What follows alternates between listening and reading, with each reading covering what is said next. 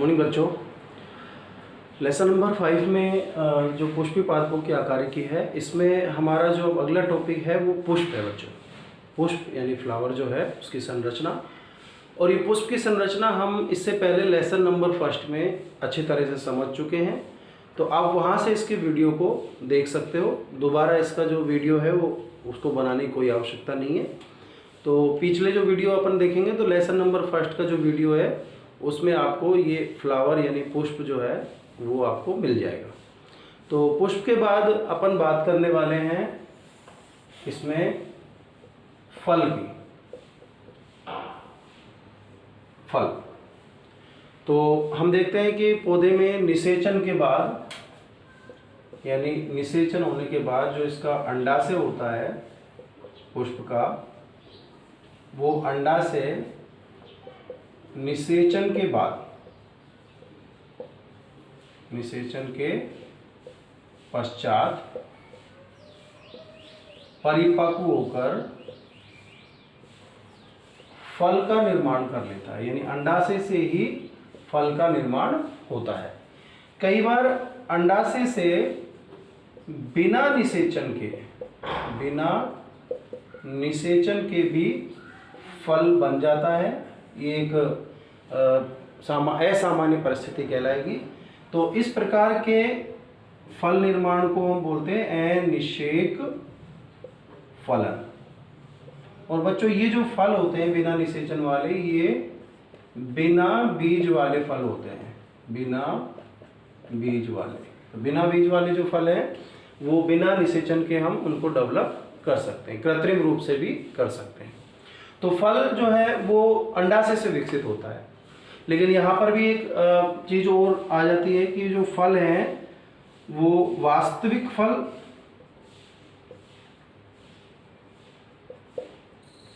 और आभासी फल, यानी दो प्रकार के हो जाते हैं फल भी। वास्तविक फल वो है जो अंडाशय से विकसित होते हैं,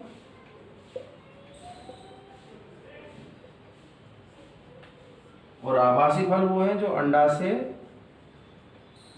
के अलावा पुष्प के अन्य भागों जैसे पुष्पासन से। तो जो अंडाशय के अलावा पुष्प के अन्य भागों से विकसित होते हैं वो फल कहलाते हैं आभासी फल। अब जैसे अंडाशय से विकसित होने वाले फल में हम उदाहरण ले लेते हैं आम।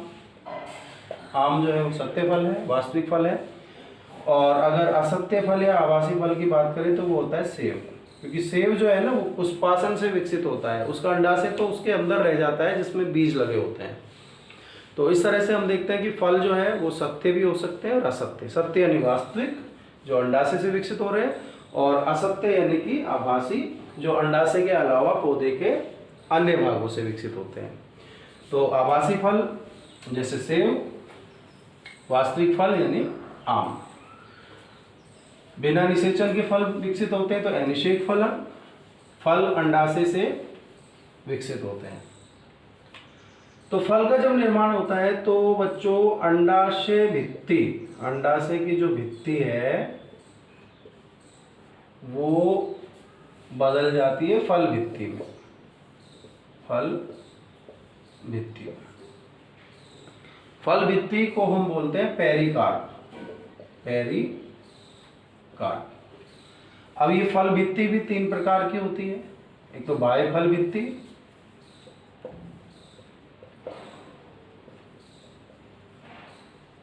मध्य फल भित्ति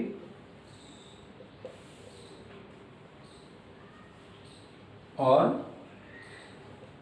अंत्य फल भित्ति।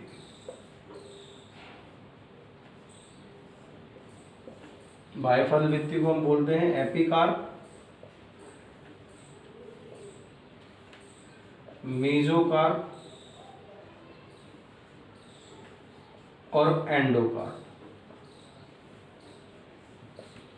बाह्य फल भित्ति जो है सबसे बाहरी फल भित्ति होती है, छिलके के रूप में पाई जाती है। पौधे का जो फल का जो छिलका है वो क्या होता है, बाह्य फल भित्ति। जैसे उदाहरण लें आम, तो आम का जो छिलका है वो क्या हो गया, बाह्य फल भित्ति। इसका जो मध्य गूदेदार भाग होता है, गूदेदार भाग जो है वो कौन सा होता है? मध्य फल भित्ति। जैसे आम का हम गूदा जो खाते हैं वो कौन सा भाग होता है? मध्य फल भित्ति। यानी हम कह सकते हैं कि हम ज्यादातर कौन सा भाग खाते हैं फल का? मध्य फल भित्ति खाते हैं ज्यादातर, हमेशा नहीं, हमेशा नहीं। क्यों? क्योंकि हम जैसे बात करें कि जैसे हम नारियल खा रहे हैं तो नारियल में हम कोई सी भी फल भित्ति नहीं खाते हैं, क्योंकि नारियल में जो फल भित्तियाँ होती है बाहर रह जाती है, हम उसका भ्रूण पोष खाते हैं। ध्यान रखेंगे कि नारियल में हम भ्रूण पोष ये खाने योग्य भाग होता है। ठीक है। अंत्यफल भित्ति ये बीज के चारों एक पतली झिल्ली के रूप में पाई जाती है अंत्यफल भित्ति। अब जैसे अपन बात करें, जैसे अंगूर है तो अंगूर में हम तीनों फल भित्तियाँ खा लेते हैं, बाह्य फल भित्ति भी खा लिए, मध्य भी और अंत्य भी। लेकिन नॉर्मली ज़्यादातर सामान्य रूप से अपन फल की मध्य फल भित्ति को ही भोजन के रूप में खाते हैं। एक बार देखें तो जैसे ये बीज है, बीज के जस्ट ऊपर ये जो, जैसे आम की बात करें तो आम में एक रेशेदार रोए रोए से होते हैं जिसमें बीज के ऊपर, गुठली के ऊपर, वो हो जाती है अंत्यफल भित्ति।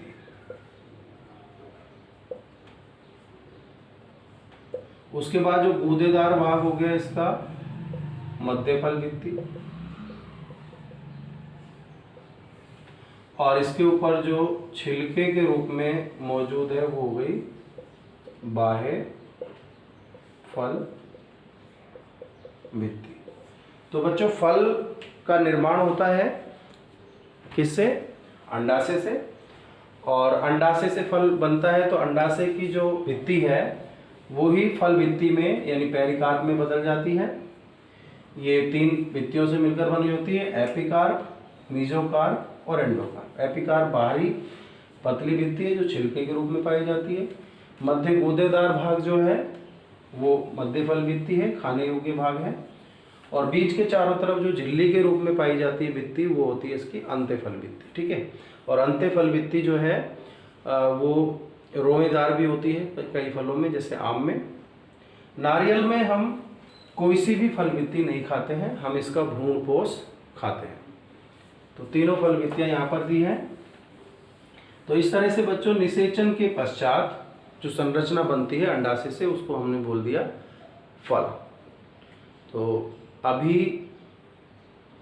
फल के बाद जो हम संरचना पढ़ेंगे बीज, उस बीज में अभी हम शुरुआत में बस इतना ही बता रहे हैं आपको कि जो बीज है, ध्यान रखेंगे, तो बीज का निर्माण होता है बीजांड से। अंडाशय के अंदर एक संरचना होती है और वो संरचना जब परिपक्व हो जाती है तो उससे क्या बन जाता है? बीज बन जाता है बच्चों। तो ध्यान रखेंगे जब अंडाशय से फल बन रहा होता है उसी समय बीजांड से क्या बन जाता है? बीज बन जाता है। तो बीजांड परिपक्व होकर क्या बना रहा है? बीज बना रहा है। तो इस समय बीजांड का जो अध्यावरण थे, बीजांड के जो अध्यावरण थे उनसे बन जाते हैं बीजावरण। इसी प्रकार से जो इसके अंदर जो जो संरचनाएं थी उनमें सब में परिवर्तन होता है। जैसे इसके अंदर युग्मनज जो था उससे भ्रूण बन गया, प्राथमिक द्वितीयक जो केंद्रक था उससे भ्रूणपोष बन गया, सहायक कोशिकाएं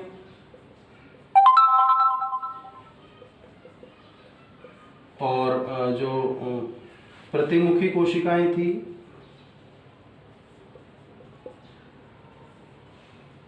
ये विलुप्त हो जाती हैं। ये भी विलुप्त हो जाती हैं। ठीक है। इसी प्रकार जो यहाँ पर बीजांड काय था